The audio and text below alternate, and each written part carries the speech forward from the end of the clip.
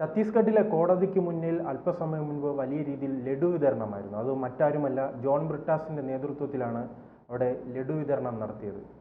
എന്തിനാണ് communist party അങ്ങ് ഛത്തീസ്ഗഡിലെത്തി ലഡു വിതരണം നടത്തുന്നത്? വെറും കാണികളായി പോയി തിരിച്ചു വന്നവരും ലഡുവുമായി രംഗത്തിറങ്ങുകയാണ്. അല്ല, ബ്രിട്ടാസ് അവിടെ എന്തിൻ്റെ പേരിൽ അറിയപ്പെടും? ഒരു രാജ്യസഭ MP എന്നുള്ള രീതിയിൽ പറയാം. ഏത് പാർട്ടിയിൽ നിന്ന് വരുന്നു എന്നൊക്കെ പറഞ്ഞാൽ അവിടെ ഉള്ളവർക്ക് അറിയാമോ ഇത്? അല്ലേ, ഇല്ലാതായിക്കൊണ്ടിരിക്കുന്ന ഒന്നല്ലേ. ഇതെന്താ ഇത്രയും വലിയൊരു ക്രൈസ്തവ പ്രേമം കാണിക്കുന്നത്? SDPIക്കാരുടെ കൂടെ ചേർന്നുകൊണ്ട് അല്ലേ? SDPIക്കല്ലേ ഇപ്പം മുമ്പെങ്ങും ഇല്ലാത്ത തരത്തിലുള്ള ഒരു ക്രൈസ്തവ പ്രേമം നമ്മൾ കണ്ടത്. ഇപ്പോൾ എന്താണ് അവിടെ? എനിക്ക് തോന്നുന്നു മറ്റാർക്കും ഇല്ലാത്ത രീതിയിൽ ബ്രിട്ടാസാണ് ഇതല്ലേ അങ്ങ് വലിയ വിതരണം നടത്തിക്കൊണ്ടിരിക്കുന്നത്. അവിടെ പോലീസ് സ്റ്റേഷനകത്തൊക്കെ കയറുന്നു, കോടതി വരാന്തയിലൊക്കെ ലഡു വിതരണം നടത്തുന്നു. ആകെ ഇവിടെ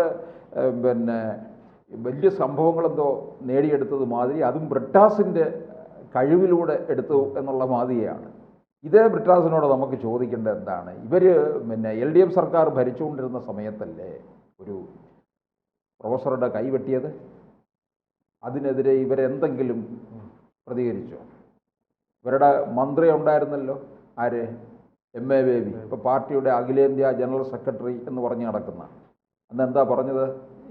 ജോസഫ് മാഷിനെ മണ്ടനായ അധ്യാപകൻ എന്ന് ഇത്തരത്തിൽ ചോദ്യം ഇട്ടു എന്നുള്ള രീതിയിൽ. അപ്പോൾ ഇവരുടെയൊക്കെ എന്നിട്ട് അവിടെ നിന്നുകൊണ്ട് പറയുന്നത് എന്താ? BJPയുടെ ഇരട്ടത്താപ്പ് നയം എന്നൊക്കെ. അപ്പോൾ ഇപ്പോൾ ഇവർ കാണിച്ചിട്ടുള്ളത് എന്താണ്? ബ്രിട്ടാസും ഒക്കെ കാണിച്ചിട്ടുള്ളത് ഇത് തന്നെയല്ലേ കാണിച്ചിട്ടുള്ളത്. ബ്രിട്ടാസിൻ്റെ കൂടെ റഹീമില്ലേ ഉണ്ടായിരുന്നെന്ന് തോന്നുന്നല്ലേ? റഹീം തിരിച്ചു വന്നല്ല, ആദ്യം പോയി ഇംഗ്ലീഷിൽ പോലീസുകാരെ വിരട്ടിയിട്ട് വന്നു. അപ്പോൾ ബ്രിട്ടാസാണ് ലഡു വിതരണം. അല്ല, പക്ഷെ അതാണ് ഈ ഭരിക്കുന്ന പാർട്ടി BJPയും അവിടുത്തെ പ്രതിപക്ഷ പാർട്ടി കോൺഗ്രസും അവരുടെ നേതാക്കളെത്തി കൃത്യമായി ഇടപെട്ട് അതിലൊരു പരിഹാരം കണ്ടെത്തി. പക്ഷെ ഈ ബ്രിട്ടാസ് എന്ത് ചൂണ്ടിക്കാട്ടിയിട്ടാണ് ഈ ലഡു കൊടുത്തത്? അല്ലേ, അത് ഇവിടുത്തെ രാഷ്ട്രീയത്തിനകത്തൊരു മുതലെടുപ്പ് നടത്താൻ വേണ്ടിയല്ലേ. ബ്രിട്ടാസിനെയും റഹീമിനെയും ഒക്കെ പാർലമെൻറ്റിലേക്ക് വിട്ടിരിക്കുന്നത് എന്തിനു വേണ്ടിയാണ്? നരേന്ദ്രമോദിയെ നേരിടാൻ വേണ്ടിയല്ലേ. റഹീം തന്നെ രാജ്യസഭാംഗമായി കഴിഞ്ഞപ്പോൾ ഉടനെ പറഞ്ഞത് ഓർക്കുന്നില്ലേ? ഞാനിനി എൻ്റെ യുദ്ധം മുഴുവൻ ഡൽഹിയിലായിരിക്കുമെന്ന്. അങ്ങനെ തന്നെ പറഞ്ഞത്. മോദിയോടായിരിക്കും ഇനി എൻ്റെ എൻ്റെ ശബ്ദം മുഴുവൻ പ്രകടിപ്പിക്കാൻ പോകുന്നത് മോദിക്കെതിരെ ആയിരിക്കും എന്നൊക്കെ പറഞ്ഞു. എനിക്ക് തോന്നുന്നു ബ്രിട്ടാസിൻ്റെയൊക്കെ ഈ രാജ്യസഭാ കാലാവധി കഴിയാറായിട്ടുണ്ടെന്ന് തോന്നുന്നു. ഇനി കേരളത്തിൽ മത്സരിക്കാനുള്ള നീക്കമുണ്ടോ എന്ന് സംശയിക്കേണ്ടിയിരിക്കുന്നു. നിയമസഭാ തിരഞ്ഞെടുപ്പിൽ ഏതെങ്കിലും ഒരു സുരക്ഷിത മണ്ഡലം കൊടുത്ത് പിണറായി വിജയൻ BJP കേക്ക് കൊടുക്കുന്നത് കൊണ്ടായിരിക്കുമല്ലേ ലഡു കൊടുക്കുന്നത്? അതും ചുവന്ന ലഡു. ഈ വിവാദത്തിന് പിന്നാലെ ഏറ്റവും കൂടുതൽ ചർച്ച ചെയ്ത് കേക്കാണ്. അപ്പോൾ പിതാക്കന്മാർ പറഞ്ഞിരുന്നല്ലോ, ലഡുവുമായി കേക്കുമായി ഇങ്ങോട്ട് വരണ്ടെന്ന് പറഞ്ഞു. അങ്ങനെയാണെങ്കിൽ ലഡുവുമായി വരാം. അതെ. അപ്പോൾ ബ്രിട്ടാസ് ഇത് എന്തിൻ്റെ പേരിലാണ് ഇത് ഇങ്ങനെ മുമ്പോട്ട് വന്നതെന്ന് നമുക്ക് ആർക്കും അറിയത്തില്ല. ഇതിനകത്ത് ഇവിടെ ഒരു രാഷ്ട്രീയം, വേറൊരു തരത്തിലുള്ള രാഷ്ട്രീയമാണ് കളിക്കുന്നത്. MA ബേബിയെ കണ്ടോ അവിടെ കാണും? അല്ല, മുഖ്യമന്ത്രി അവിടെ അതില്ല. പാർട്ടിയുടെ അഖിലേന്ത്യാ ജനറൽ സെക്രട്ടറി ഇല്ലല്ലോ. ഇദ്ദേഹം മുഴുവൻ സമയം ഇപ്പോൾ കേരളത്തിലാണ് ജനറൽ സെക്രട്ടറി MA ബേബി. കാരണം എന്ന് പറഞ്ഞാൽ ഡൽഹിയിലാകുമ്പം ഒന്നും കിട്ടാൻ വഴിയില്ലല്ലോ. ഇവിടെ നിന്നെങ്കിൽ മാത്രമല്ലേ കാര്യങ്ങൾ നടക്കത്തുള്ളൂ. അപ്പം എനിക്ക് തോന്നുന്നത്, ഞാൻ നേരത്തെ പറഞ്ഞത്, ബ്രിട്ടാസ് ഇനി ഇവിടെ നിന്ന് മത്സരിക്കാൻ നീക്കമുണ്ടായിരിക്കും. അപ്പോൾ ഈ ക്രൈസ്തവ വോട്ടുകളെ മുഴുവൻ LDFിലേക്ക് കൊണ്ടുവരാനാണോ ബ്രിട്ടാസ് പോയിരിക്കുന്നത്? നമ്മുടെ സണ്ണി ജോസഫിൻ്റെ നേതൃത്വത്തിൽ അവർ നിൽക്കുന്നത് UDFിലേക്ക് വോട്ട് കൊണ്ടുവരാമെന്നുള്ള രീതിയിലാണ്. BJPയിലേക്കുള്ള ഒരു ഇതങ്ങ് കുറയ്ക്കുക, ഒഴുക്ക് കുറയ്ക്കുക. BJPയും ക്രൈസ്തവ സഭയുമായിട്ടുള്ള ബന്ധത്തിൽ വിള്ളൽ വീഴ്ത്തണം എന്നുള്ളതാണ് ഇവർ രണ്ടുപേരും കാണുന്നത്. കോൺഗ്രസ്സുകാർക്ക് വരെ അല്ലേ ബ്രിട്ടാസ് ലഡു കൊടുത്തത്? അല്ലേ, കോൺഗ്രസ്സുകാരുമായിട്ടാണ് കൈകോർക്കുന്നത്.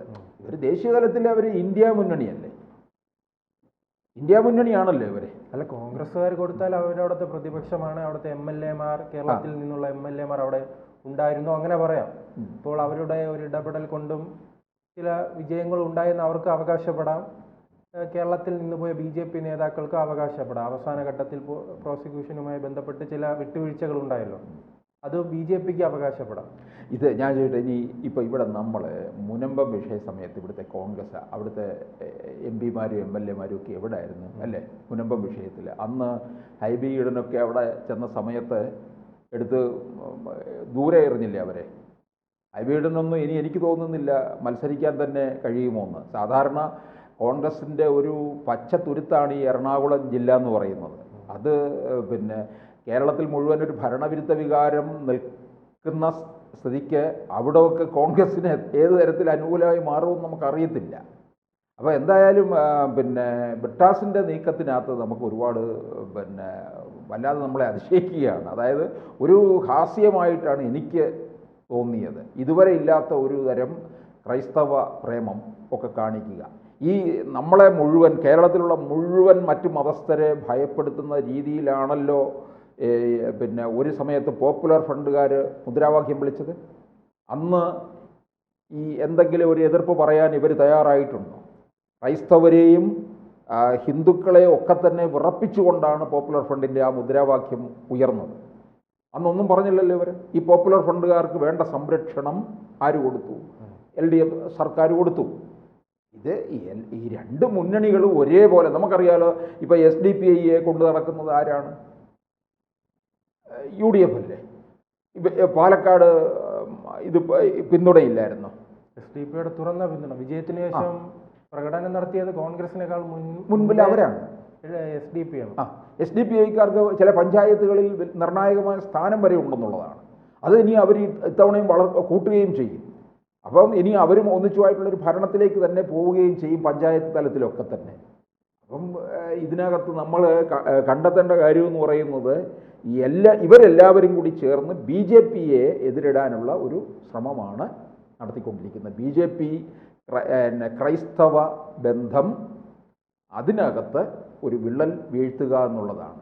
ഇപ്പം രാജീവ് ചന്ദ്രശേഖറിൻ്റെയൊക്കെ വളരെ തക്കതായ നീക്കം ഇതിനകത്തുണ്ടായി. നമുക്കറിയാം കേന്ദ്രത്തിൻ്റെയൊക്കെ ഒരു ഇടപെടലുണ്ടായി. പ്രധാനമന്ത്രിയും അമിത്ഷായുടെയും ഒക്കെ ഇടപെടൽ ഇതിനകത്തുണ്ടായി.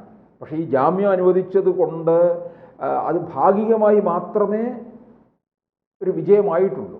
പൂർണ്ണമായി നമുക്ക് പറയാൻ പറ്റുമോ? ഇല്ല. കേസിനിയും തുടരുമെന്നുള്ളതാണ്.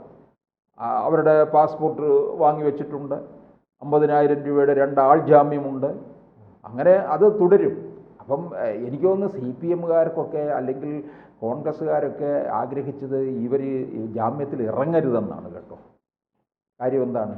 ഇത് നീണ്ടുപോയാൽ അത്രയും നാൾ പിന്നെ പ്രക്ഷോഭം തുടരാം. അപ്പോൾ പിന്നെ തെരഞ്ഞെടുപ്പിൽ ഇത് നല്ല രീതിയിൽ മുതലാക്കാം എന്നാണ് കരുതുന്നത്. ഇവർ പലതരത്തിലുള്ള കാര്യങ്ങളൊക്കെ നോക്കിയിട്ടില്ലേ, പല അവസരങ്ങളും പൗരത്വ ഭേദഗതി, ഇതൊക്കെ ഇവർ ആവശ്യങ്ങൾക്കനുസരിച്ച് വളച്ചൊടിച്ച് കൊണ്ടുപോയതല്ലേ. അവർക്കില്ലാത്ത തരത്തിലുള്ള ആവശ്യമായിരുന്നു, മുസ്ലിം സമുദായത്തിനില്ലാത്ത ആവശ്യമായിരുന്നു അന്ന് പിണറായി വിജയന് ഉണ്ടായത്. അതുപോലെ ക്രൈസ്തവർക്ക് പ്രശ്നമില്ല, പക്ഷേ ഇവർക്കാണ് പ്രശ്നം മുഴുവൻ ഉണ്ടാകുന്നത്. കൂടുതൽ വാർത്തകളും വിശേഷങ്ങളും നിങ്ങളിലേക്ക് എത്താൻ ABC മലയാളം സബ്സ്ക്രൈബ് ചെയ്യുക, ബെൽ ബട്ടണും അമർത്തുക.